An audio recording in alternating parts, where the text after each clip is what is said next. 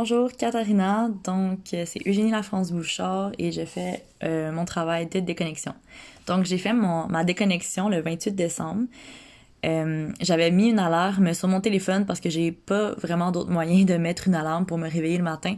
Donc j'ai mis mon alarme sur mon téléphone, puis dès que mon téléphone a sonné, je l'ai rangé. Euh, j'ai pas vraiment eu le désir de le regarder quand j'étais à la maison. Peut-être à 2 reprises je l'ai regardé, mais c'était seulement pour voir l'heure parce que j'ai pas de montre et j'ai pas d'horloge dans ma chambre. Donc j'avais juste regardé l'heure, mais j'ai pas eu la tentation d'aller regarder mes messages. Puis même si des fois je l'entendais vibrer parce que j'avais pas enlevé le mode de vibration, j'avais pas vraiment le désir d'aller le chercher. Fait que ça, j'ai été quand même surprise euh, de la manière que je me suis retenue par rapport à ça. Donc le matin, je me suis réveillée, puis on est allé toute ma famille ensemble faire 2 heures d'escalade. Donc j'ai choisi cette journée-là surtout parce que j'allais faire 4 heures d'escalade cette journée-là, donc 2 heures le matin, 2 heures le soir. Et c'est une activité que j'aime vraiment faire et que j'ai jamais mon téléphone sur moi lorsque j'en fais, donc je savais que ça allait me rendre la vie plus facile pendant la journée. Donc j'ai fait l'escalade avec ma famille. Puis durant le voyagement pour se rendre à l'escalade avec ma famille, je me suis rendu compte que je regardais plus par la fenêtre. Quand j'étais en auto, j'étais plus présente avec ma famille dans l'auto.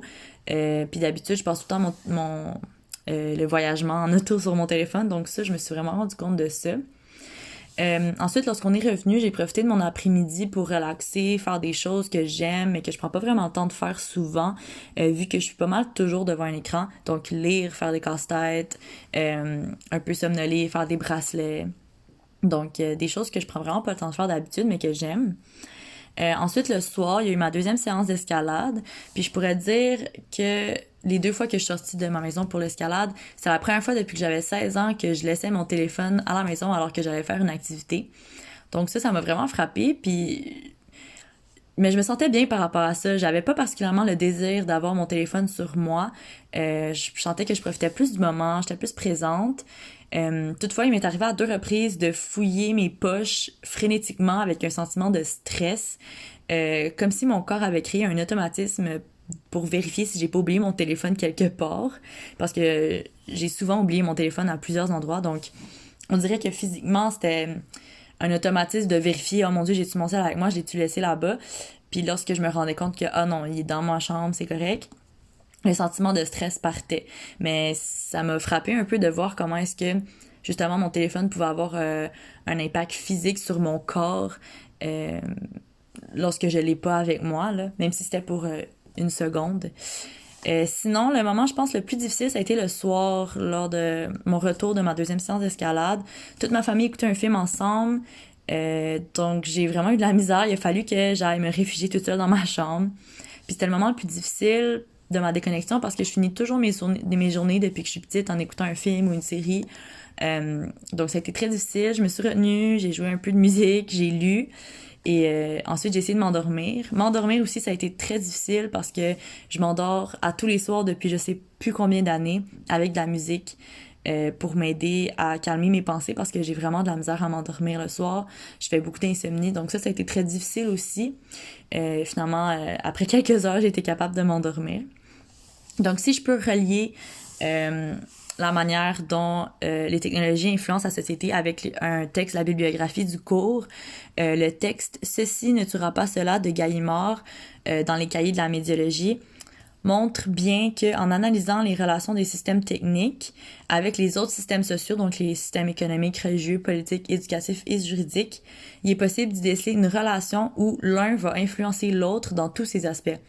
Donc, où les technologies vont influencer et créer un vecteur de temps qui prime sur les sociétés humaines.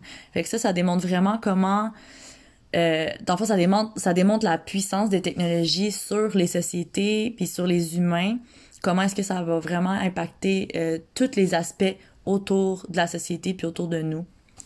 Je savais que ma relation avec les technologies était problématique, mais je pensais pas qu'elle était autant en y repensant.